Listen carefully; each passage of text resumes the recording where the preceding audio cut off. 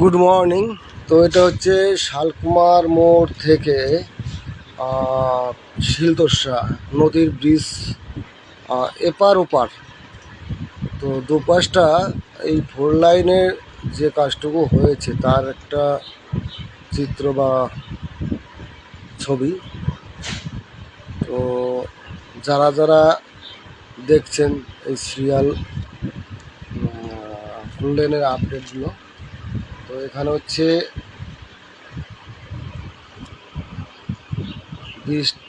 Bridge মানে ঘাটপার বলে যেটাকে, শিলতোষা নদীর ব্রিজ এপার ওপার, এটা পুরোটা দেখতে পাবেন। তো কাজ হচ্ছে, এরপরে আমি